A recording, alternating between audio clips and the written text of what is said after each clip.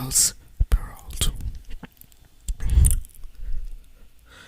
Once there was a gentleman who married for his second wife the proudest and the most haughty woman that was ever seen. She had, by a former husband, two daughters of her own, who were indeed exactly like her in all things. He had likewise by another wife a young daughter, but of unparalleled goodness and sweetness of temper, which she took from her mother, who was the best creature in the world. No sooner were the ceremonies of the wedding over, but the stepmother began to show herself in her true colors. She could not bear the good qualities of this pretty little girl, and the less because they made her own daughters appear the more odious. She employed her in the meanest works of the house. She scoured the dishes, tables, etc., etc., and cleaned Madam's chamber and those of Mrs. her daughters. She slept in a sorry garret on a wretched straw bed, while her sisters slept in fine rooms with floors in all inlaid on beds of every newest fashion, and where they had looking glasses so large that they could see them all their full length from head to foot.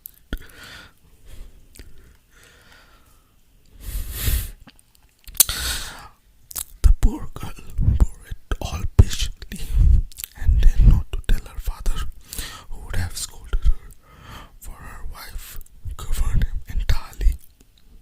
When she had done her work, she used to go to the chimney corner and sit down there in the cinders and ashes, which caused her to be called Cinder Wench. Only the younger sister, who was not so rude and uncivil as the older one, called her Cinderella. However, Cinderella, notwithstanding her coarse apparel, was 100 times more beautiful than her sisters, although they were always dressed very richly.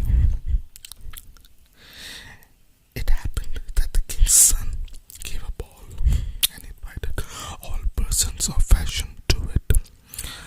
Our young misses also were invited, for they cut a very grand figure among those of quality. They were mightily delighted at this invitation, and wonderfully busy in selecting the gown, petticoats, and hairdressing that would best become them. This was new difficulty for Cinderella, for it was she who ironed her sisters' linen and pleated their ruffles. They talked all day long of nothing but how they should be dressed. "For my board," said the eldest, "I will wear my red velvet suit with French trimming." "And I," said the youngest, "shall have usual petticoat, but then to make amends for that I will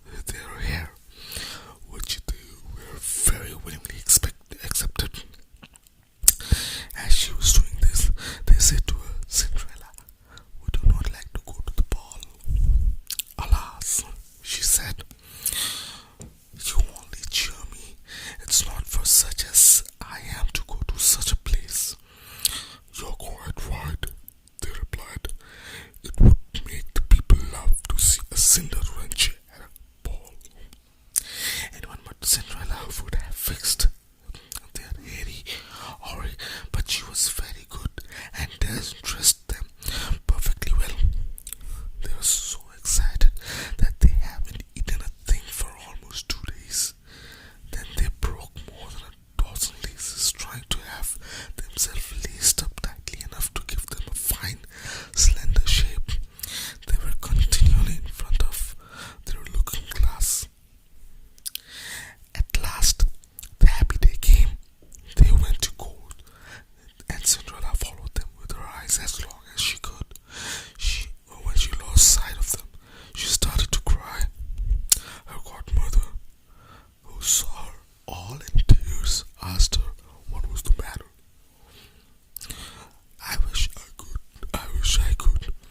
She was not able to speak the rest, being interrupted by her tears and sobbing. The godmother of hers, who was a fairy, said to her, "You wish that you could go to the ball. It is not so." "Yes," cried Cinderella with a great sigh. "Well," said the grandmother, "but be a good girl and I will contrive that you shall go." Then she took her into her chamber and said to her, "Run into the garden and bring me a pumpkin." Cinderella went immediately and to gather the finest she could get and brought it to the godmother. Not being able to imagine how this pumpkin could help her go to the ball, her godmother scooped out all the inside of it, leaving nothing but the rind. Having done this, she struck the pumpkin with her wand, and it was instantly turned into a fine coach, gilded all over with gold. She then went to look into the mousetrap, where she found 6 mice all alive, and ordered Cinderella to lift up a little in the trapdoor. She gave each mouse, as it went out, a little tap with her wand, and the mouse was that moment turned into a fine horse, which altogether made very fine set of 6 horses of a beautiful mouse-colored dapple grey. Being at the loss of coachman, Cinderella said, "I will go and see if there's not a rat in the rat trap that we can turn into a coachman." "You're right," replied the godmother. "Go and look." Cinderella brought the trap to her, and in it there were 3 huge rats. The fairy chose the one which had the largest beard, touched him with her wand, and turned him into a fat, jolly coachman who had the smartest whiskers that eyes ever beheld. After that, she said to her, "Go again into the garden, and you will find 6 lizards behind the watering pot. Bring them to me." She had no sooner done so, but her godmother turned them into a 6 footman, who skipped up immediately behind the coach with the liveries all bedaubed with gold and silver, and clung as close behind each other as if they had done nothing else their whole lives. The fairy then said to the Cinderella, "Well, you see here an equipage fit to go it with the ball with. Are you not pleased with it?" "Oh yes," she cried, "but must I go in these nasty rags?" Her godmother then touched her with her wand, and at the same instant her clothes turned into cloth of gold and silver, all beset with jewels. This done, she gave her a pair of glass slippers, the prettiest in the world. Being thus decked out, she got up into the coach, but her godmother, above all things, commanded her not to stay past midnight, telling her at the same time that if she stayed one moment longer, the coach would become a pumpkin again, and her horses mice, her coachman a rat, her footman lizard, and her clothes would become just as they were before. She promised her godmother to leave the ball before midnight, and then drove away, scarcely able to contain herself for joy. The king's son, who was told that a great princess whom nobody knew had arrived, ran out to receive her. He gave her his hand, and as she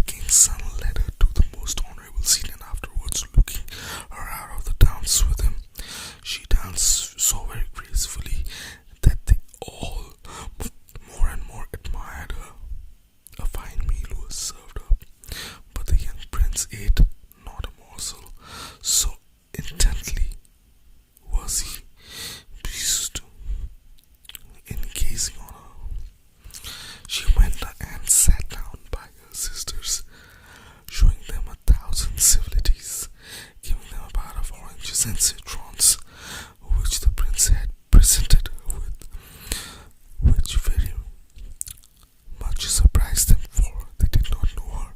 While Cinderella was thus amusing her sisters, she heard the clock strike 11 3/4, whereupon she immediately made a curtsy to the company and hurried away as fast as she could.